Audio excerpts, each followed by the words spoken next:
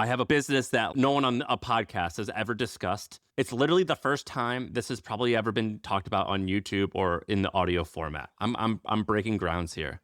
Okay, Jackie Robinson. I feel like I can rule the world. I know I could be what I want to. I put my all in it like no days off. On the road, let's travel, never looking back. So this weekend, I went to my daughter's spring recital. And Sam, when you see this, what does this look like? This just looks like, I don't know, a great ballerina, typical a program. Yeah. Right? Yeah, it's a show program. And that's what everybody in that crowd thought. But not me. I saw a business plan, Sam. I saw a business plan. I saw information. I saw a giant information leak. Okay, so check this out. This woman has built a $1 million plus kids dance studio just down the street from us. And I think this is remarkable. And I think it's a good reminder that there's these $1 million businesses all around you. You don't have to do something really grand or innovative to do it. You just got to provide a service that people love, and you got to scale it in the right way. So check this out. On the back is a list of all the dancers in the show. Now, all the dancers in the show are all the dancers across her 3 locations. All the kids, basically, everyone performs. Okay, so I look at this, and everyone else is looking for their kid's name. I'm looking for top line revenue numbers, okay? I'm trying to figure it out.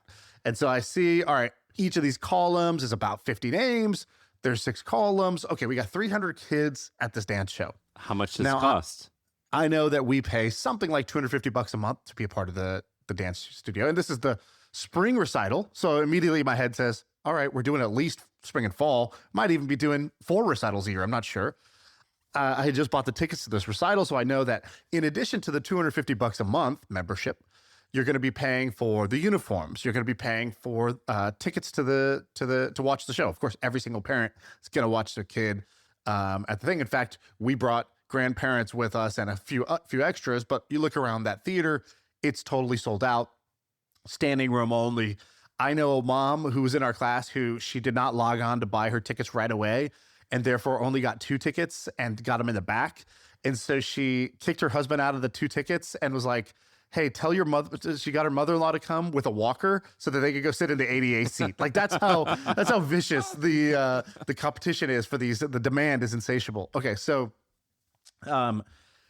basically if you do the math on this and you say, okay, we spent $100 on the tickets for this recital, then you spend $250 a month, and then you're in this thing year round, you end up seeing that this is a business that's generating a little over $1 million a year in revenue. So about $1.25 million. So you said 300 names, $250. That's $75,000 a month in sales. Just off that. Just off that. And then you add on the plus, the shows, the tickets, the photos. Oh, for the photo package, you spend $100. It's one thing after another basically that they sell to you. And it's great. We're happy customers. And so you get there. She basically does no marketing. The show is her marketing. And what ends up happening is that and then at the end of the show, she brings out the teachers to take a bow. These are the teachers. So I'm like, oh, thank you.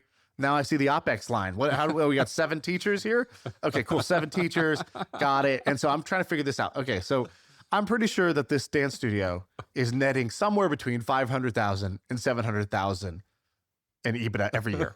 Okay. Amazing. Did she arrive to the class in an S class? What type of car was she driving? Yeah, I installed a tracking device underneath just to see where she lives now. Yeah. Did her burqa bag give out any hints as to how well the business was doing? Called a Birkin. Birkin bag, whatever. I don't know what you just called it. It's like a Middle Eastern bag that you just referenced. The other day, Sarah wanted to go to some concert, and I was like, yeah, Charlie XC90. It's actually Charlie, I forget what it is. This new hot girl. I whatever. also don't know. That's one of those where I just don't say it. XC90 is a Volvo. I was like, yeah, Charlie XC90. So I kept saying XC90. It's XC something. All right, but go ahead.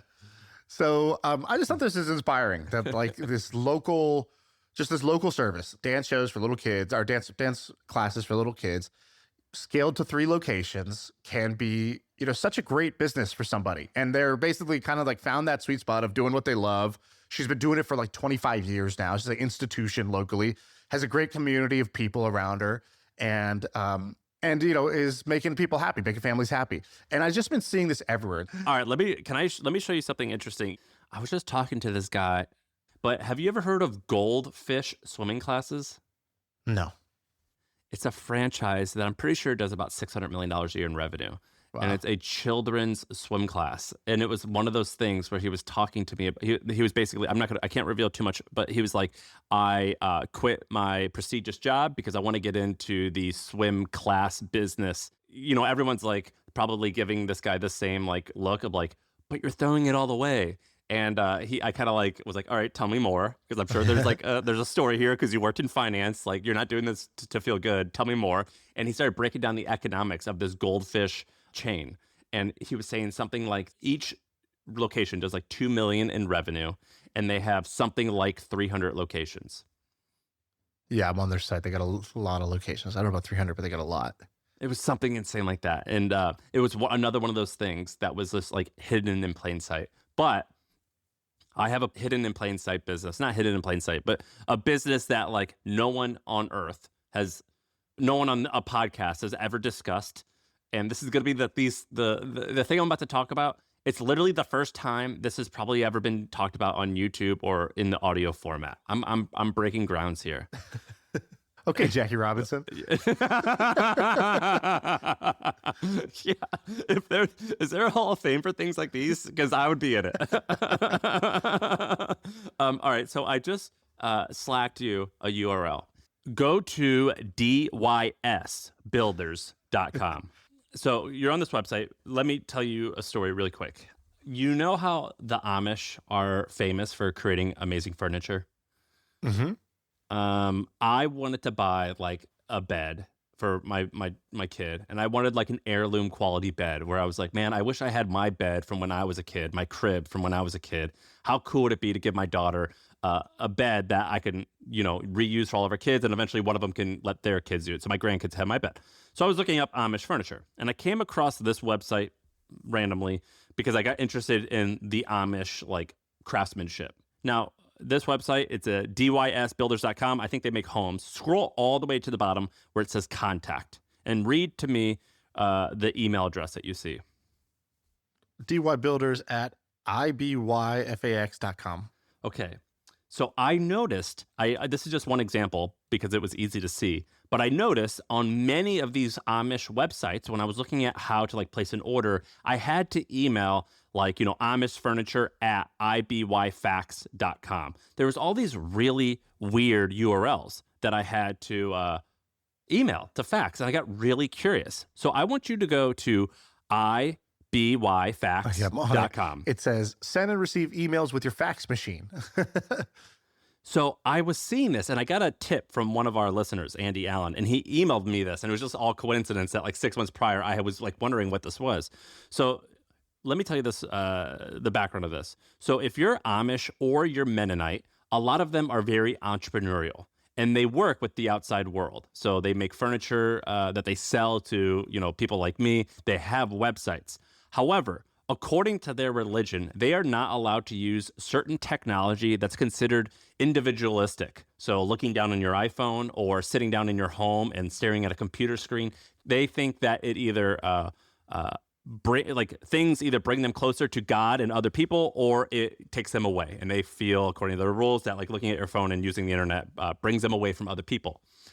However, they have all these websites and they sell furniture. Well, how do they do it? Well, there's this small website. I think it's called iBuyFax, as in internetbuyfax.com. And it's this service where you pay something like $20 a month plus like 10 cents or 50 cents per fax. But basically, on the campus, I don't know what they call it, the campus of a lot of Amish towns, there is literally like a small house, like a shanty. And in that small house is a fax machine.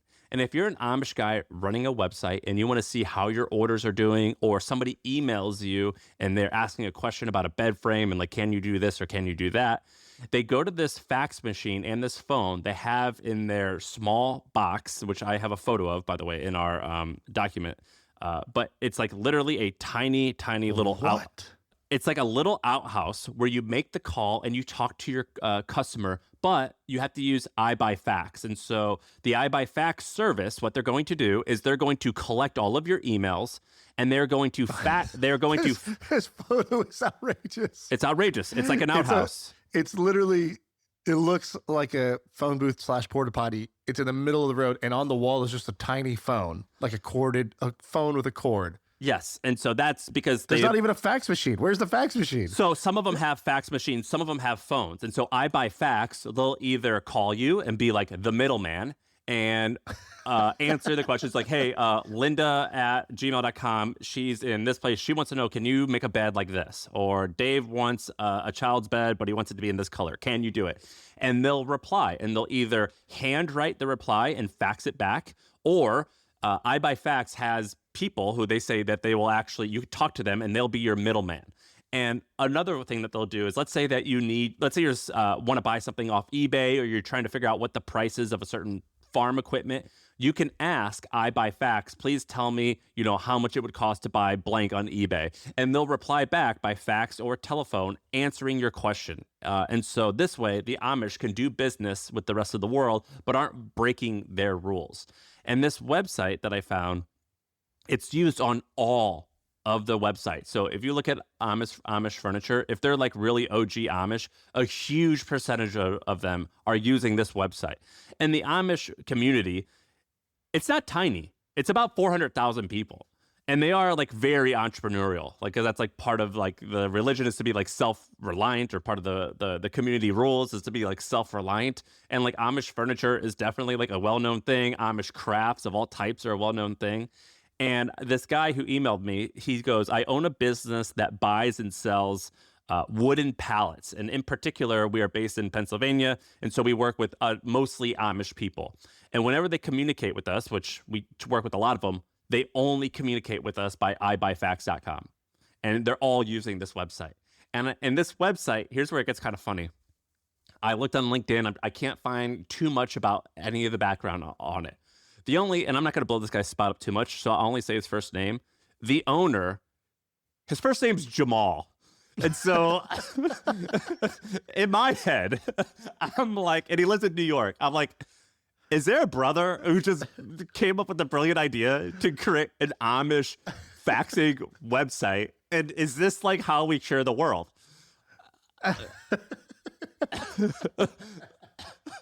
I swear to God, that's his first name. So is he Amish or no, when you found him? No, he lives in New York. No, he lives in New York, and his first name's Jamal. I can't find a photo of him, but like, I don't think he is, because the Amish can't work websites. So like, you have to be like an ally, you know what I'm saying? But you can't be part of the community. This is great. That is so funny. Be like Jamal is like the new like slogan. Like, find the opportunity, be like Jamal. By the way, why don't people like? Could you just basically go buy could you work with the Amish by fax and just be like, cool, I'm going to buy furniture from you. But you run a website. So you run a website when somebody comes, places an order with you, and your website says made by the Amish, Amish made furniture, the handcrafted Amish furniture, finest Amish fine goods, whatever. And then when somebody places an order with you, you just fax these guys and sell. Like, could you just be a layer on top selling for them? So, or do they say no to that? Well, first of all, I think that like there is some fraud there of like, yeah, we're Amish, like, and they're not. They're not. Right. No, I'm saying you really do buy it from them. Yeah, I think that I think, and they call those people, I think the slang that they use is English. So like they have an English guy. They like an English guy, meaning that's like their straight man, their front man who like can work with the world. And we trust him. He's an outsider, but like he's had our back for decades. So we trust him. I guess that's Jamal in this case. But you can have other like a dealer. Yeah, you can have like, and they have like a name for that, which is like, they call it English, but it's like, yeah, it's a well-known thing that this is our person who's got our back and we give him a cut. On this doc, it says AWS for the Amish. What is that? Do you like that? That's just a little, I was workshopping. Yeah. That is funny. Yeah, I was workshopping. What do you think about that? That's good. I like that. This is a pretty nifty website. And if you go to Similar Web and look at their, and guess their traffic, it's not nothing. Yeah, 400,000 Amish people. Let's just assume for a second that of the entrepreneurial Amish people, a very high percentage of them are going to need to use a service like this, right? So if you say that even 5% of Amish people are entrepreneurial, of the Amish population, but maybe it's a little high. Let's say this 20,000 people. I think you could pretty easily get to some version where you have 5,000 customers paying this thing, $20 a month. That's a $1 million business. It's a $1.2 million. For sure. That's the exact math that I had. I said 1 to 1.2 million a year. And I'm pretty sure it's just this guy. Jamal is the only guy running it. I think his name could have been Javal, Javal. But like it was some name. Do you think Jamal does he have trouble sleeping because he just laughs himself to sleep every night thinking about what his career is? He's like, I just can't believe it. Dude, I'm just tickled. I just can't believe that this is what I did, and I'm a millionaire. This is called providing value. This is it. Oh, it's for sure. And I just know that these Amish guys, they're not exactly known for, being open to change. So once you get a customer, like you're with them. Like they measure churn not like in terms of like percentages per year, but it's like per generation, because this is absolutely something that is going to be passed on from generation to generation. And the website looks like it was launched like Web 1.0. Yeah, there's like 7 sentences on the site. All right, this is amazing. So this episode is basically local $1 million businesses. That's what this episode is. You want me to do one more? I have one more that could fit in this category. This one, it's depressing, but okay. So when you don't do it if it's depressing. I'm trying to feel good here. It's important. So when you have to euthanize your pet, it's like a horrible experience, obviously. It's like the worst thing next to your children. And so I used a service that came to my house, and it like was the best of the horrible situation. It couldn't have been better for the worst thing ever. And I'm a nerd. Like after a few months, I was like, this service, like it was like phenomenal. What was this? How did I learn about this? Google at-home pet euthanasia. It's the first one that comes up because they crush. I'm not Googling that. Okay. Bad karma. Not doing it. Okay. It's called... don't even want that in my search history. Lap of Love. So lapoflove.com is the website. And I was reading this press release by them. And here's how this business works. So they have vets. So they contract it all out. So they have like best practices that they use. And then they are like the call center. And they dish it out to a local vet who, does what they need to do. And they teach them their ways, whatever. This website, Lap of Love, they put out a press release that said that they are getting 10,000 customers a week. And they charge, I think, $600. And so if you do the math, this business is making hundreds of millions of dollars in revenue, of which they split with the vet. But I was like very happy with my service with these guys. And it was amazing that I had never heard of it and how this company just owns the entire space. Wow. And 10,000 a week. Can you believe that? How'd you even know that was a thing? How'd you find out about it? It's word of mouth. Like your wife or me was like telling people. Yeah, we were like, look, this is horrible. I don't want to do this. And they're like, well, I use this service where and you hear about that one-liner and you're like, oh my God, that's so much better than than the alternative. And that's how we found it. And I was like researching it, and what they do is because I was like Googling, they just own, like if you Google that word, like related phrases, they own the Yelp pages in every city. So it will be like at-home pet euthanasia in New York, in Nashville, in this, and they grow entirely through local search. Wow.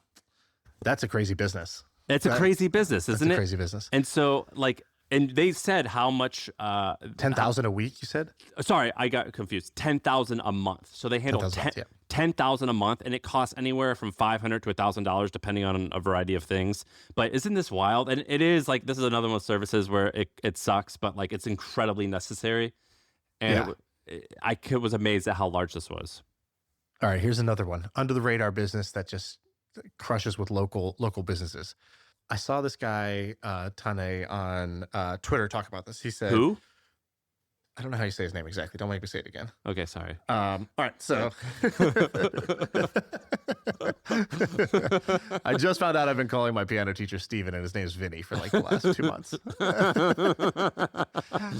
All right, I'm still reconciling that fact of what I've been doing. Did he just take it?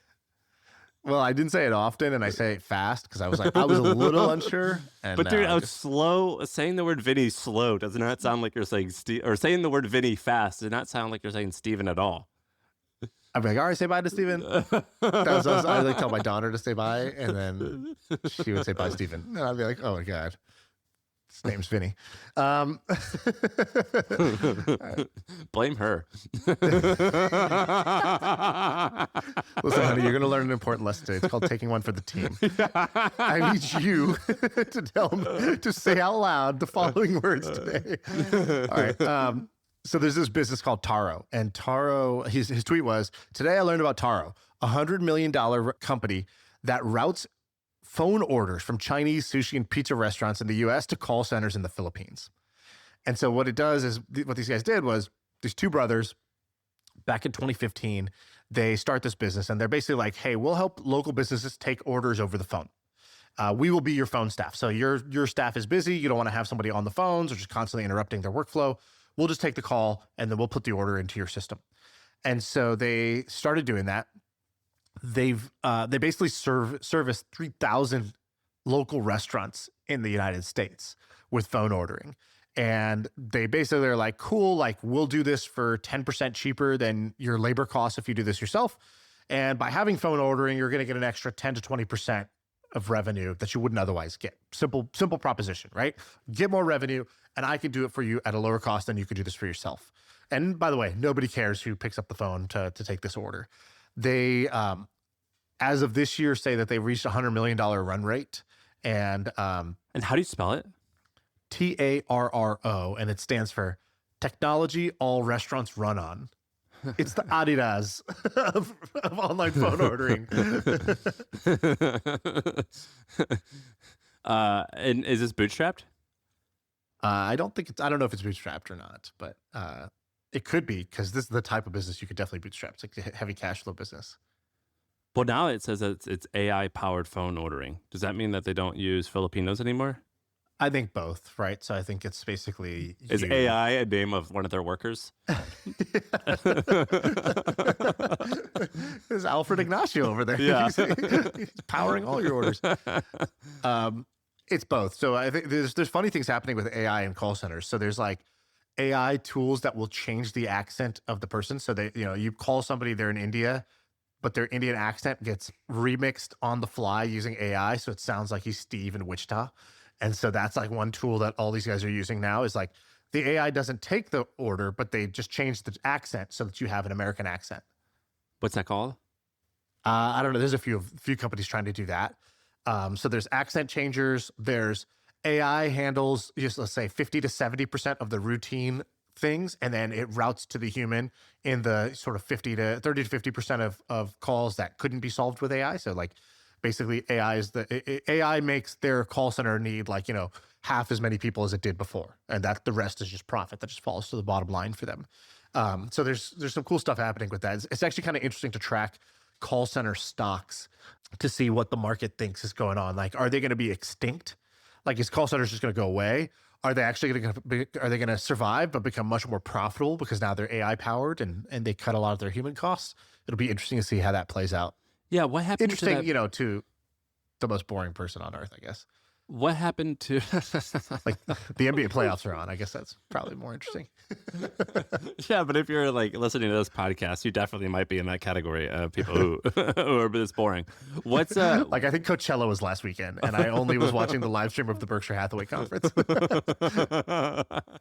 What's the name of that really big company? Was it called Task Us or something like that? Yeah. Are they publicly traded? And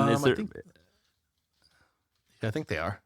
Is their market cap just getting obliterated right now because of all this? It's a $1.2 billion market cap. And yeah, it's down in 5 years. It's down like 5x. But it got nuked basically it kind of was at the peak of the 2021 range. So like, let's see.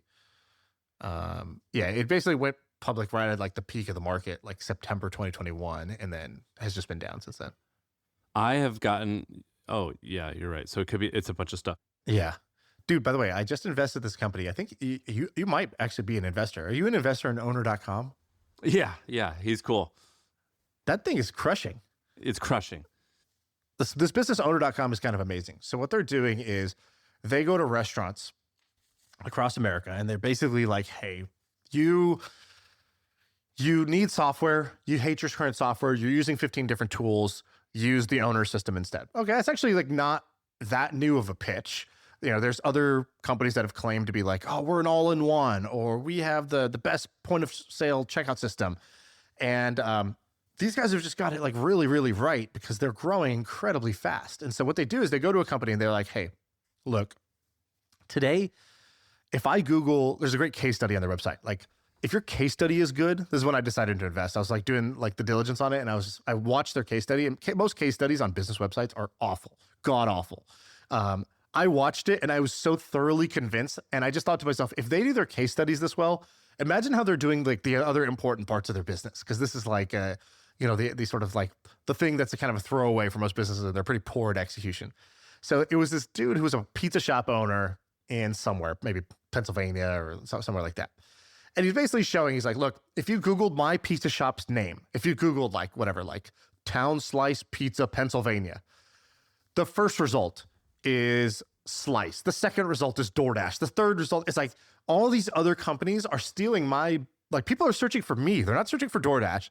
And they make these websites that rank in SEO at the bottom. I was on page 2. And he's like, basically, I started working with Owner, and Owner, first of all, now I'm the first result. Because I'm the first result, when people are searching for my business, those orders come through me directly. I don't have to pay DoorDash the 15% fee. My website and my online ordering works really well because that's what Owner does. They provide that like out of the box. I don't have to know anything about tech to be able to do that. And then, I get customers' emails and phone numbers, and I'm able to text them, and we have promotions and sales and deals and things like that. And basically, I'm making an extra like 10 grand a month, and that's huge for me. Like that's like the difference between being on the brink of failure or having like a margin of safety. It's the difference of like hiring an extra person or not. And I just saw like that same like business proposition, which is like, look, it's 2025. You need to have a website. You need to be able to take online orders yourself, and you need to rank for your own name at the top of Google. And look, you don't want to have to deal with 15 tools to be able to do that. And we should do it for you out of the box and do it really well.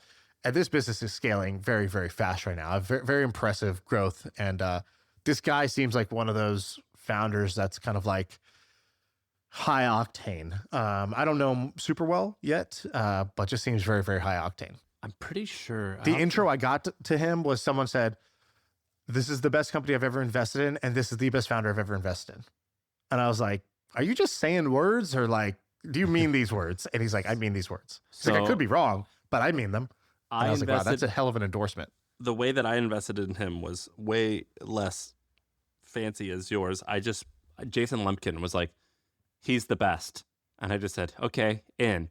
And I remember talking to him. And when I talked to him, this was 4 years ago. He was 21 years old. And he was telling me a story. And once I heard like 21 years old and Jason Lemkin saying he's the best, I was like, well, okay, cool. I think I'm in. And the valuation, I believe, was really, really expensive. It was like a 9-figure something valuation. Yeah. And I was like, this has got to be huge to like really be worth it. And I think he's going to actually make it a massive, massive business. Have you even talked to him? Only through email. We traded like 5 emails in one night because I was like, tell me the answer to these 5 questions. And then he did. He is the Terminator. When I had a conversation with him, I was like, oh, you're going to destroy everything in your path. Like I could sense that. He gave me that vibe where I was like, I don't want to be your enemy. You're on a high protein diet, huh? He's on his videos for work and stuff, like his like YouTube videos or whenever they got to do like interviews. He's like comes off like a really sweet, nice guy. When I talked to him one-on-one, he's incredibly intense. He will annihilate people in an ethical, good way. But like he's the type of guy where I do not want to compete against this guy. It's so funny how you get a vibe off people and very quickly. So like, I remember Joe Rogan once described somebody. He was describing somebody who he just thought was just like in his mind, I don't know, just like a total loser, but like just like a spineless person. And but the way he was describing them, he was like, he's like, they just had no energy. You meet somebody and like, are your veins empty? Like, where's the blood? Is there any blood in your veins? And I just remember when he said that, immediately in my mind, I could think of 3 people who are like that, just like very low energy people in my life. And then you can meet these other people that literally like, they walk at a different pace. They have like a different amount of energy. I remember like when we were hanging out in North Carolina and Mr. Beast took us to Walmart to like show us the things. And I remember like, I was like, why is this dude walking so fast? Like this guy's literally like has like a literal like an extra heartbeat or something in his cadence. He's just like walking faster than everybody else. It literally had more energy than anybody else. And he was busier than everybody else. And I couldn't tell like, is he so busy because he's got so much energy, or did he have to raise his level of energy? Does this guy have just more ATP in his body because his schedule demanded it? And I still don't know like cause and effect to that, but it was very obvious to me as I've met more and more people that literally having more energy is a common trait of like the most successful people. And I don't know if it's cause or effect. I was, so I've got I think we have a small team, maybe 15 people. And a lot of them are these like young 25-year-olds and they're animals, like they're rabid animals. And they like do crazy animal stuff. And every once in a while I got to correct them. And I have to remind them, stay crazy. Just like I need to direct your crazy a little bit. And they were asking what I meant. And I was trying to think of like, well, how can I give you a good analogy? And I was like, have you guys ever seen curling? I was like, like when they take like that big rock that like is capable of just smashing through everything if it wanted it to, and they push it. And then there's all those people in the front with like these brooms that are just like sweeping the area to make sure like everything, like the path that you need to, that big rock that's like a brute force, like blunt object. So you are just guiding it to in the right lanes and it's like clearing the path.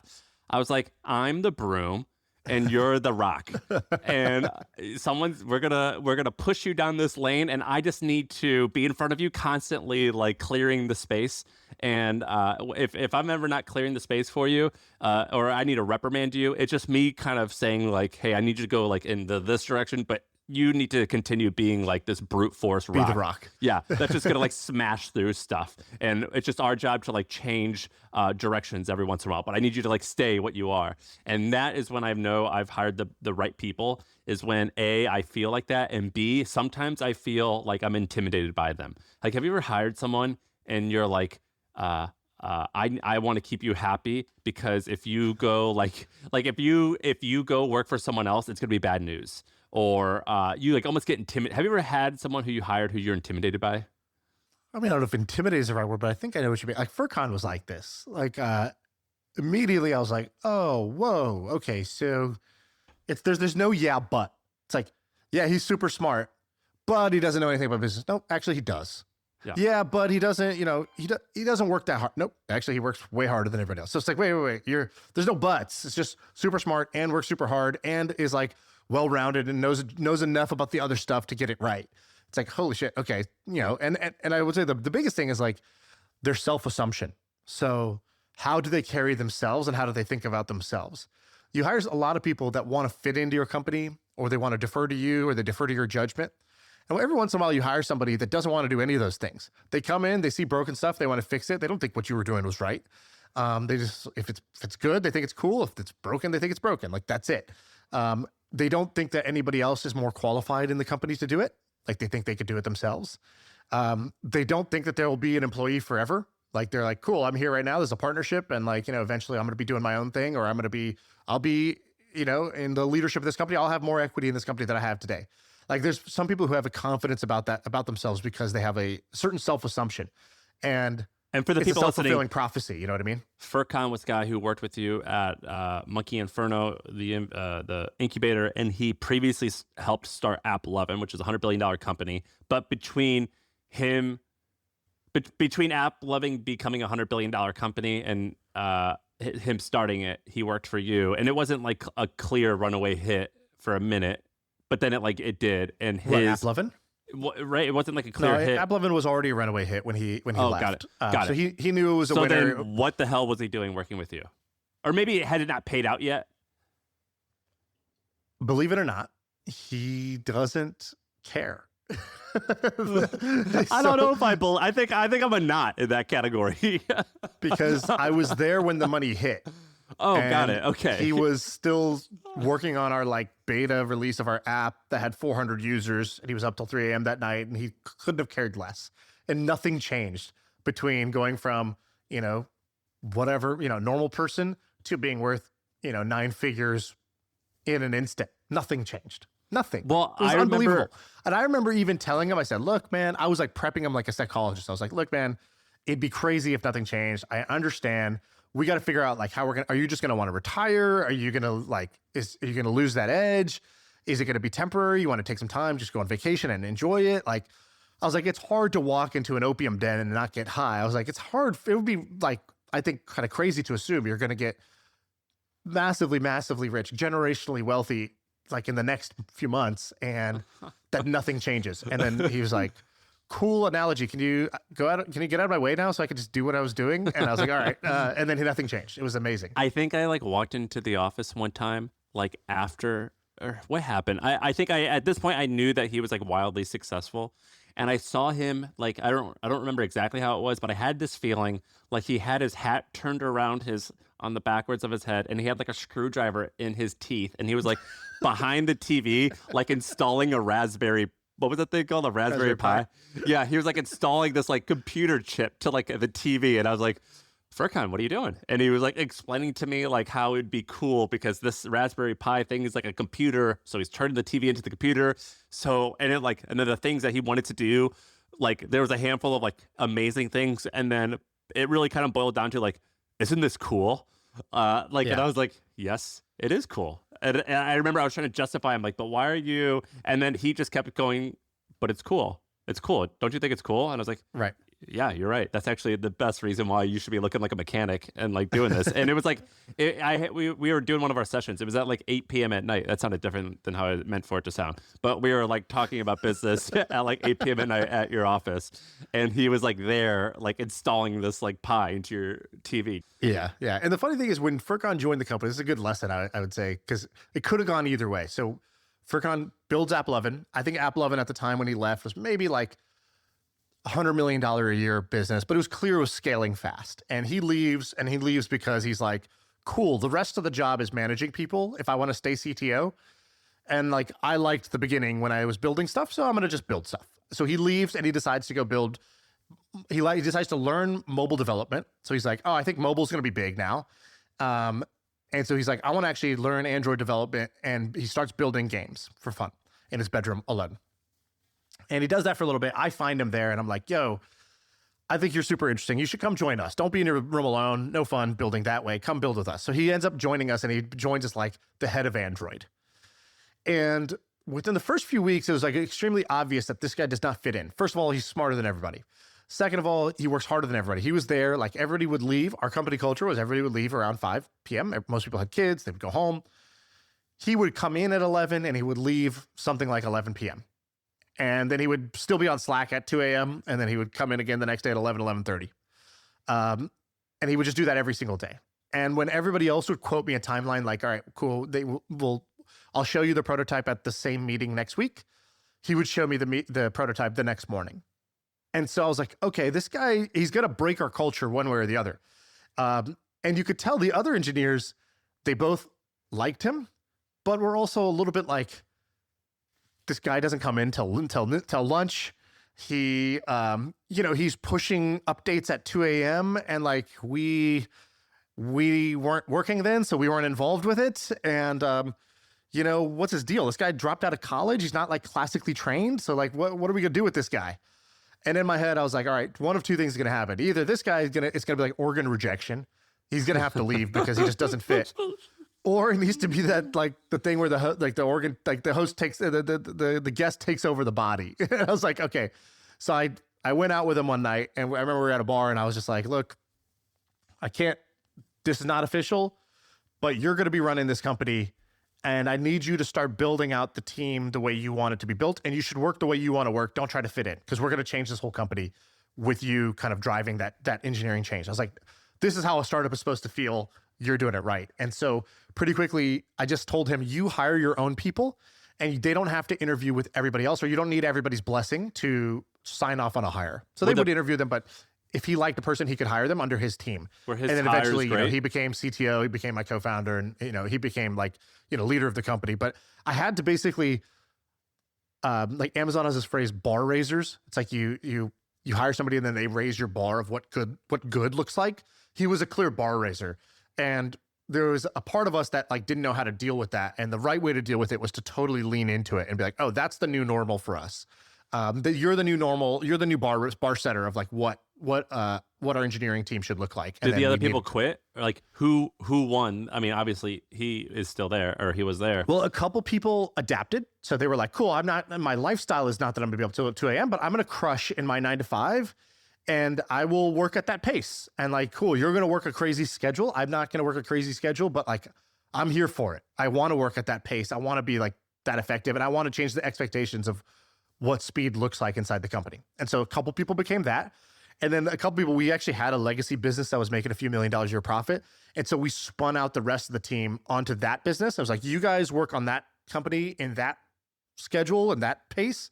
And this team is going to work in this pace. And we basically split the company in half, like a divorce. And like, dude, it was like Lord of the Flies. Like a happy, merry divorce. It was like, you guys get custody of those assets. We're going to have custody of these assets. That's pretty fascinating. It's like throwing people out on a different island and just saying like, you better figure it out, survive. And you losers are going to go to this dying thing.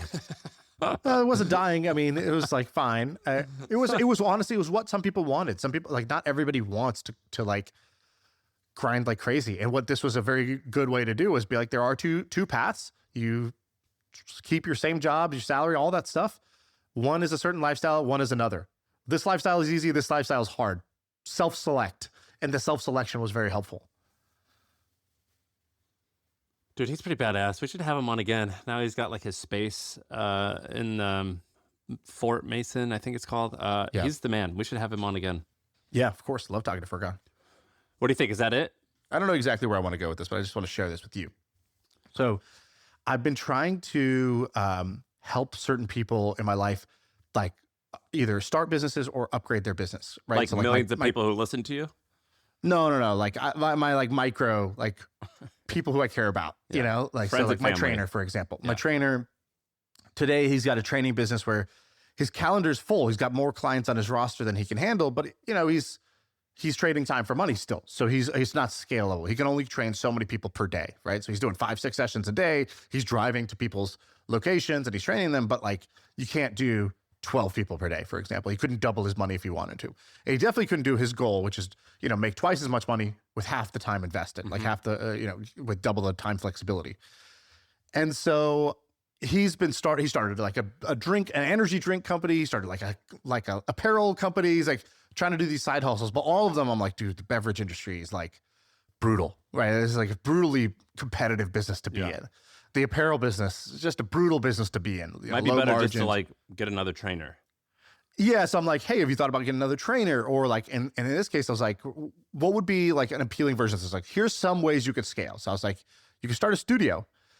And he's like, oh, I would love to have my own space, my own studio. And I'm like, okay, that's a way that you could get to your goal if you started a studio. And it's been very interesting to see kind of like how he would approach it versus how I would approach it. And so I basically told him, I was like, look, the way I wanted to get in shape, and instead of just being like, I guess I'll just wing it, I guess me, who's never done this, will just figure it out. I was like, no, let me get a coach, somebody who's already done this before, and I hired you as my trainer. I was like, I think you should basically have me as your trainer, your business trainer. And I was like, don't pay me anything. All you got to do is book what do you call your first session? An assessment? Book an assessment. And he's like, all right, tomorrow? I'm like, great. Yeah, let's meet tomorrow. So we started talking and we started doing this thing where basically we would talk and I would just give him, I was like, how do I keep this so simple? Because in prior times when I talked to him, I remember like, I was such a terrible coach. I was like a trainer who would come in and try to train all your body parts in one session and like be showing you like the beginner thing, but then couldn't resist showing you the advanced thing. And then you're going to do that. You're going to get hurt. You're going to pull back muscle. So I've been trying to be a better coach. And so I was like, all right, how do I keep this super simple? And so I leave them every time with one blue sticky note with one thing. It's all right. This is the one action. Do this between now and the next session and we're good. And it's been very interesting to see how much progress we can make just doing this very simple method. I'll just share with you kind of like how this works. So the same way that at the dance studio, I was like picking up information on, I was learning about a business. While I was there watching my daughter, I also learned a little bit about a business. I basically realized like, that's something I've been doing for about 15 years now. And I think most people, if you just started doing that one thing, just start like paying attention to the business around you and start doing a little bit of napkin math, right? try to figure out how many customers a place has, times the price every customer pays, gives you a good approximation of top line. You could just Google or ask AI, what's a good profit margin for a fitness studio? Typically, are they 10%, 40%, 50%, 20%? Like, what is the net profit margins for these things? And so what I realized is that most people don't, as I've been helping 2 or 3 people in my life do this, most people don't approach business this way. And I think if they did, they would have a lot higher chance of success. I think that hiring a fitness, I was reluctant to hire a fitness coach, but then it made total sense because I remember I was like, well, I was the best at whatever sport I wanted to do in high school and then college where I played for a little while.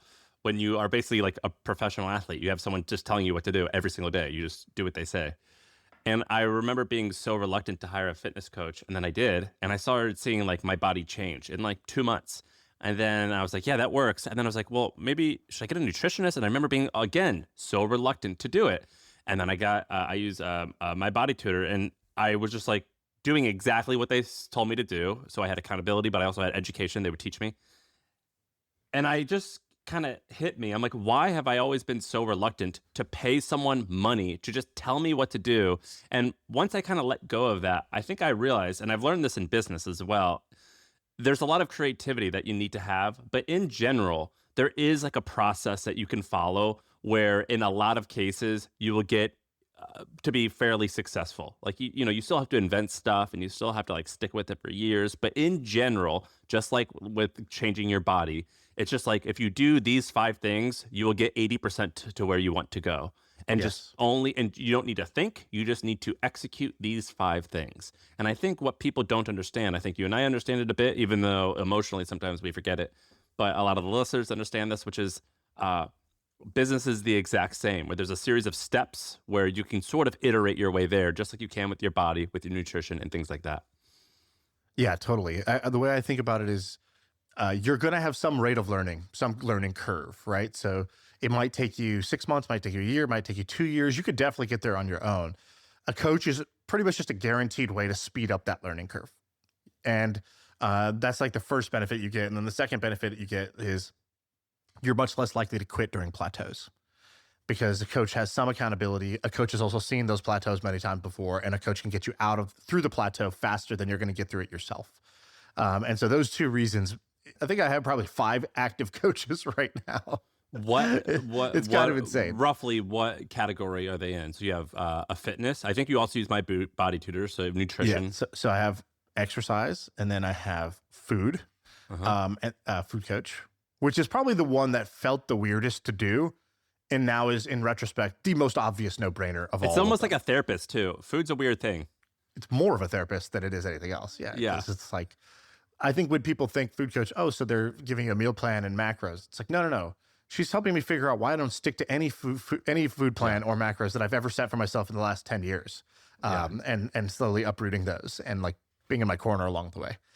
I started learning the piano this year. And so I got a piano teacher that I ended up getting 2, like 2 different ones to try to do that. Because one of the other realizations I had is that there's a massive difference between an average coach and a great coach. So like in the same way that in tech, there's this phrase about like 10X engineers, there is for sure a 10X coach or a 100X coach. You're pitting your piano coaches like, Miss Linda and like like these two old ladies next to each other. Like, Miss Linda said we should do it this way. What do you think about that? I don't even say anything. I just show up and I'm better. And they're like, wow, you've been putting in a lot of work. And I'm like, well, had a couple great sessions, Okay,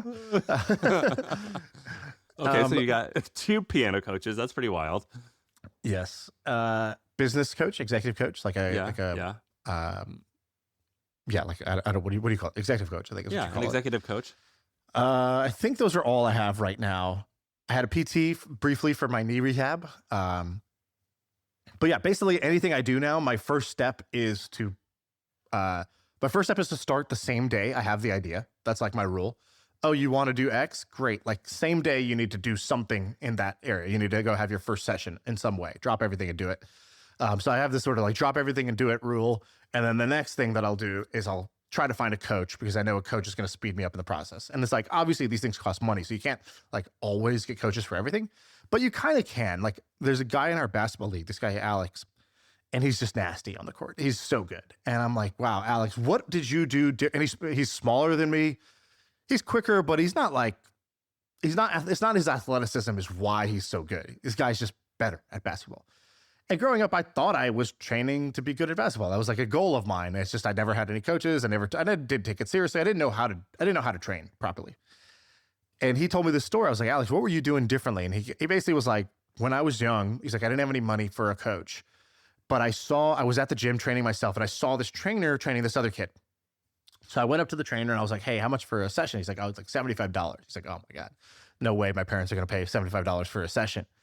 And so he asked a great question, which was, he was like, is there anything I could help you with that you would be willing to give me a session for if I helped you with that thing? Like, for example, do you have another session coming in? Like, could I run around and just be a rebounder, shag balls for you? Could I clean up? Could I show up early? Could I do, help you with your text messages to all your people you're scheduling? Like, what can I do?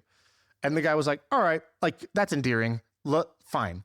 And so he lets him basically like help him during sessions. And then that way he was actually like learning while teaching somebody else. And then he'd have his own session at the end. And he's like, cool, give me 30 minutes, give me 40 minutes at the end.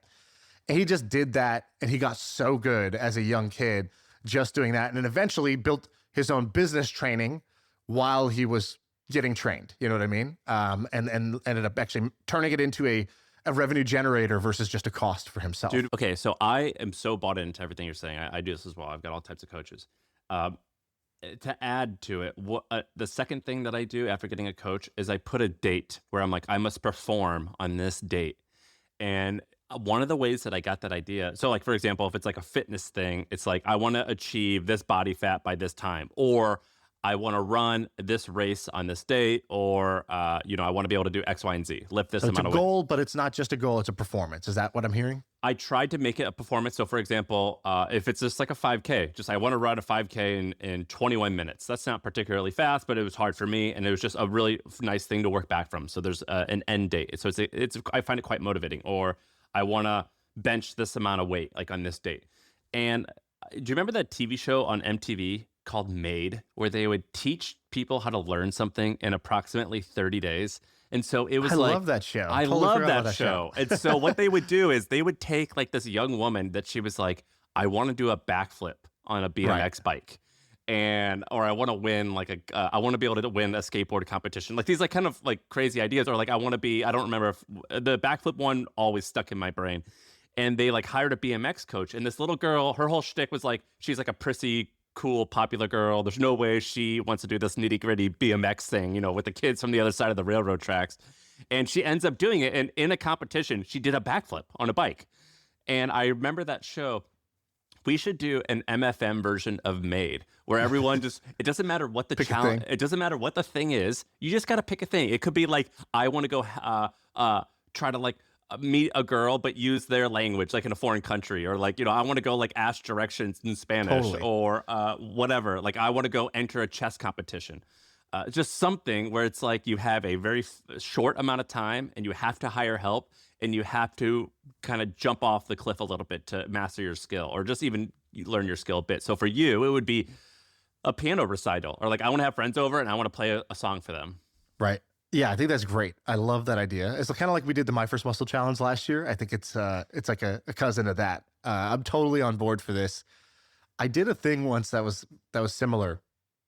In Australia, we were there's three of us, and we basically each wrote down a thing that we would love to have done, but are scared as shit to do.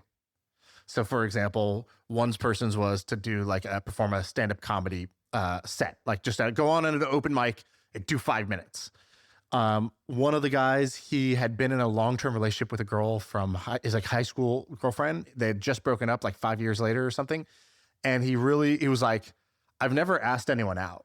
And he's like, I want to be out somewhere, see someone who I think is cute. He's like, I want to approach her. I want to ask her out. And he's like, I just want to I just want to overcome that one thing. And like, he's like, I know that sounds stupid. We're like, no, it doesn't sound stupid. Everybody's got these things, right? Another person's was I forgot how they phrased it, but I remember it was something like, at parties, when like the dance circle forms. Yeah, they want to go in one. Go in one and do a thing and then get out. Yeah. And I was like, what? And so we took a hip hop dance class together with our friend, this girl she's a great dancer. She's like a professional dancer. And me, my buddy Trevor, and her went to a hip hop dance class just prepping for the circle.